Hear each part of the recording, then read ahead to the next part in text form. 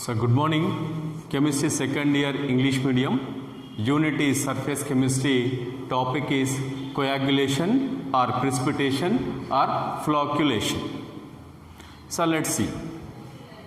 So what is meant by coagulation?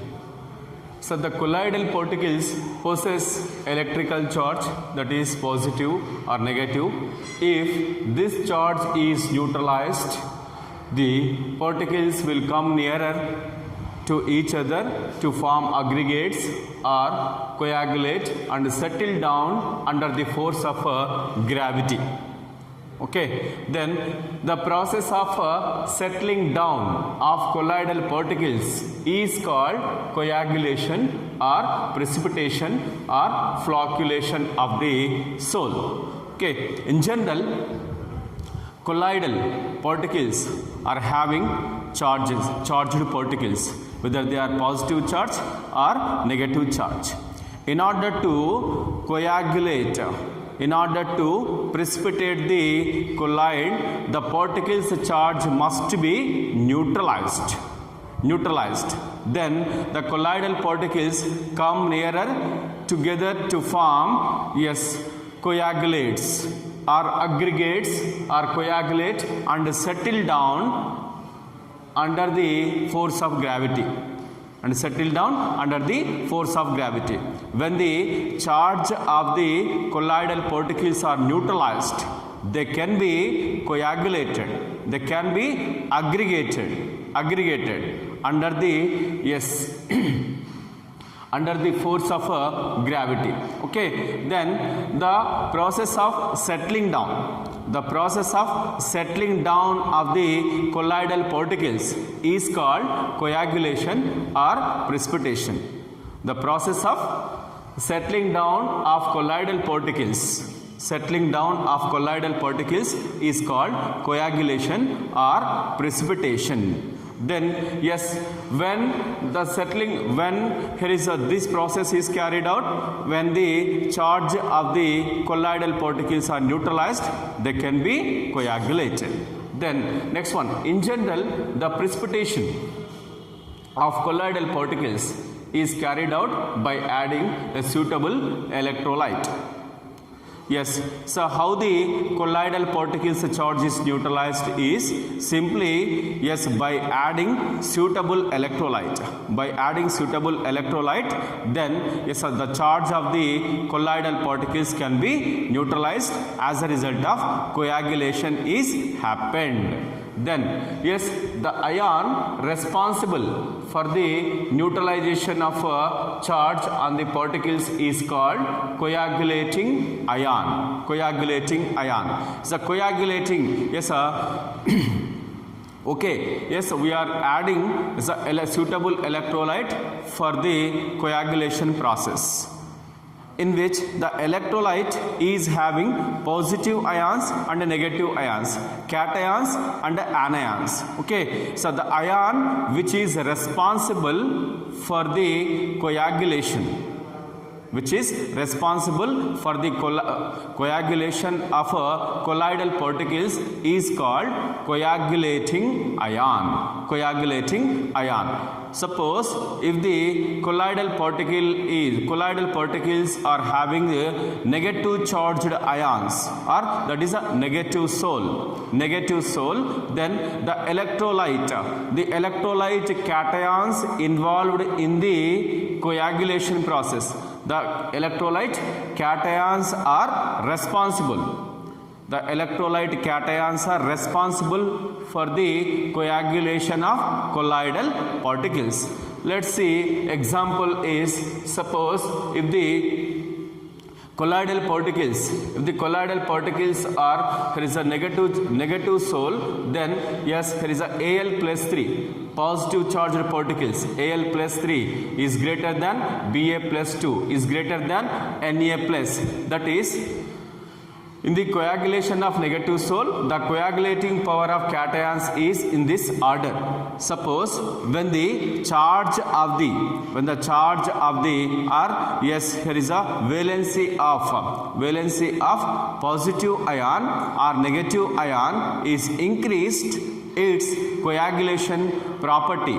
Coagulation property is increased. Suppose, yes, here is a, if the given soul is negative soul, then yes, we can use Na plus ions, Ba plus 2 ions and Al plus 3 ions. Al plus 3 ions. That means these are available in the form of salts.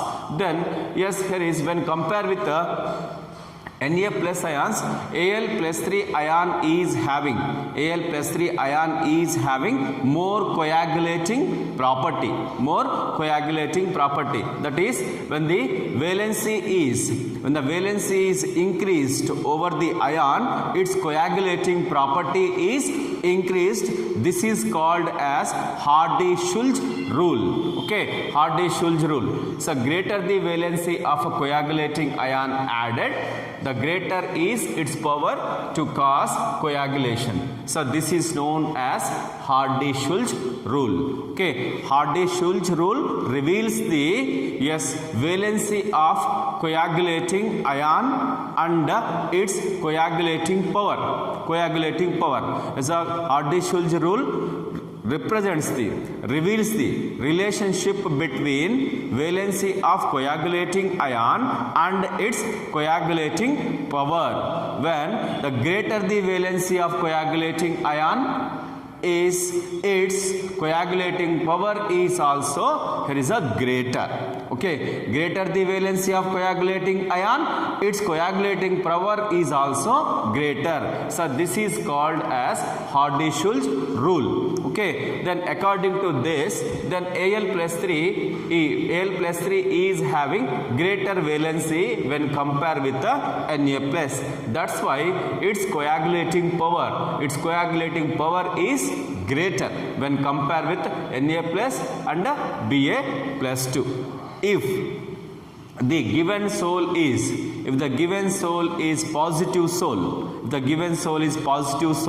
then yes, there is a coagulating ions must be negative or anions. Okay, then here is anions, or here is a phosphate ion coagulating power is greater than sulfate ion, its coagulating power is greater than Cl minus ion.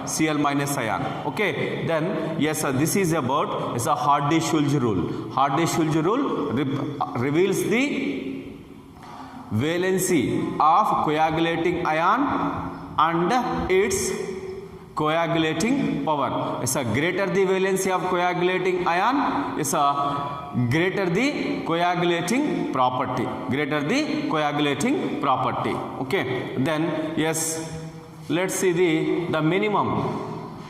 Let's see, so the minimum concentration of an electrolyte in millimoles that must be added to 1 liter of colloidal solution to bring about complete coagulation or precipitation in 2 hours is called coagulating value.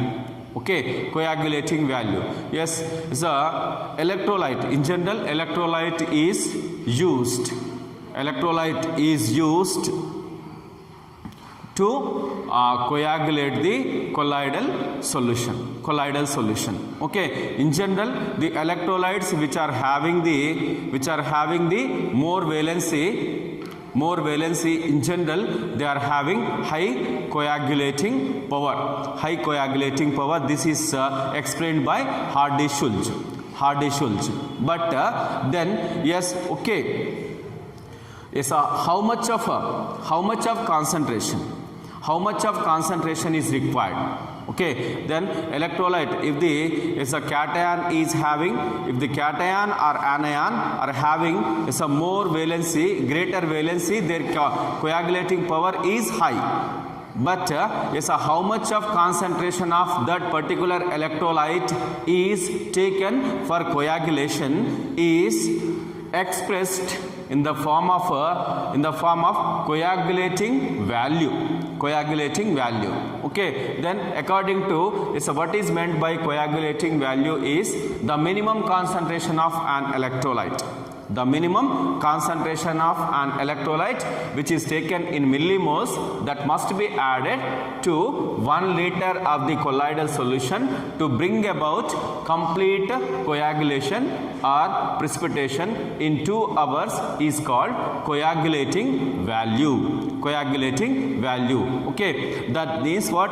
If the electrolyte coagulating value is very small, very small, its coagulating power is very high. Its coagulating power is very high. Then yes, the minimum concentration of an electrolyte. The minimum concentration of an electrolyte in millimoles, yes, that must be added to 1 liter of the colloidal solution. 1 liter of the colloidal solution to bring about complete coagulation in 2 hours. In 2 hours. Okay, in 2 hours is called coagulating value. Okay, then yes, how much of concentration? Okay, how much of concentration? How much of concentration is taken? How much of concentration is taken to coagulate a particular colloid in 2 hours? In 2 hours, that is revealed by the coagulating value. Okay, the electrolyte which is having smaller coagulating value, its coagulating power is high. Its coagulating power is high. Okay.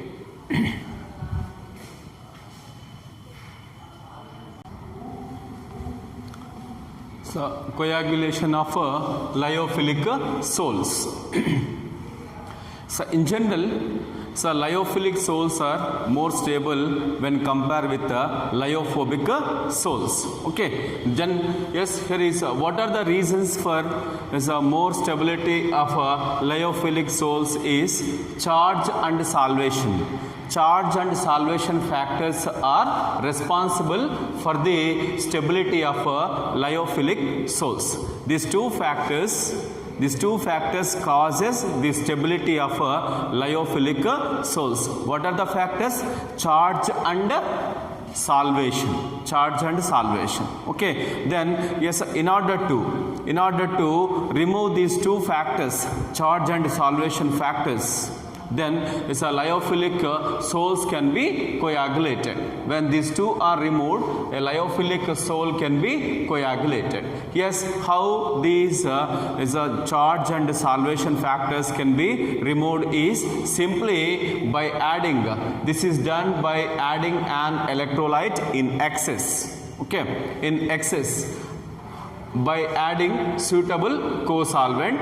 When solvents such as alcohol and acetone are added to hydrophilic sols, the dehydration of a colloidal particle occurs, then small amount of electrolyte is sufficient to coagulate the lyophilic sols. Okay, the charge and solvation factors are responsible for the stability of lyophilic sols. Then in order to coagulate the lyophilic sols, these two factors can be removed.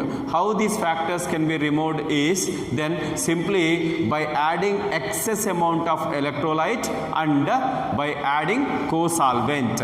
Okay, yes, when we add the excess amount of electrolyte, the charge can be neutralized. As a result of that, coagulation is happened. Then next one, solvation. In order to remove the solvation, co-solvents must be added. So what are the co-solvents? It is alcohol and acetones. Okay, alcohols and acetones in general, when they are used for hydrophilic, okay, or lyophilic sols, there is hydrophilic sols, then what happens is when these are added, whether it is acetone or alcohol is added to the hydrophilic sol, then the Dehydration is happened around the colloidal particles.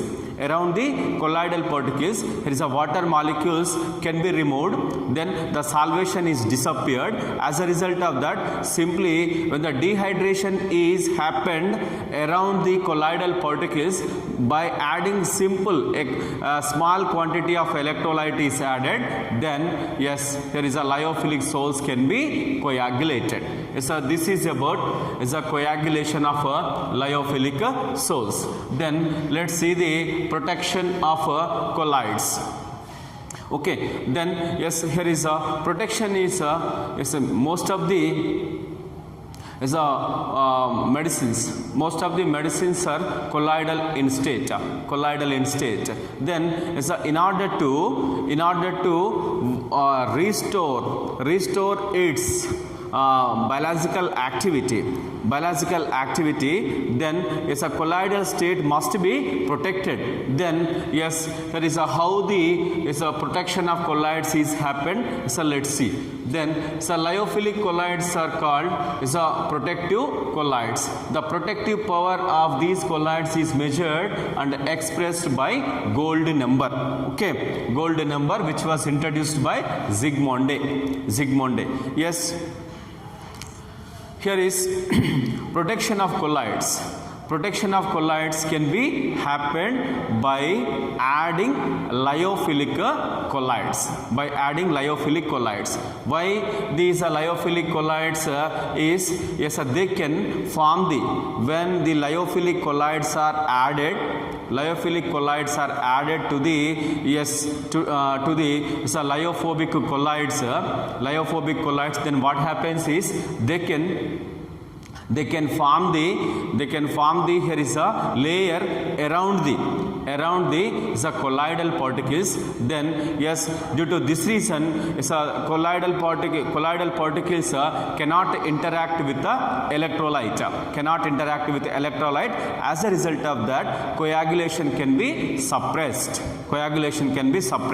Okay, then in order to stop the coagulation of colloidal particles or colloids, then lyophilic colloids must be added. Okay, so due to this reason, lyophilic colloids are considered as protective colloids. Why these are considered as a protective colloids? They can form a layer around the colloidal particles. As a result of that, electrolyte cannot interact with the colloidal particles. Then coagulation is suppressed. Then yes, how this can be measured? Protective colloids protecting power can be measured by here is a gold number, which was introduced by Zsigmondy introduced the gold number. So what is the gold number? What is its importance is based on gold number, then we can identify the protecting power of lyophilic colloid. Then how can we define a gold number is the weight in milligrams of a protective colloid which prevents the coagulation of 10 ml of gold sol. 10 ml of gold sol on adding 1 ml of 10% solution of sodium chloride is called gold number. Okay, so this gold number in general, the protective colloid weight is taken in milligrams. Is how many milligrams of protective colloid is utilized to prevent the coagulation of gold sol.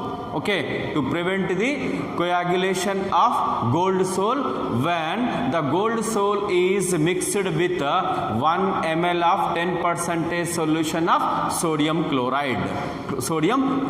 So this is the gold number. Okay, gold number is nothing but simply what? Then gold number is the protective colloid weight in milligrams. Yes, how it is measured?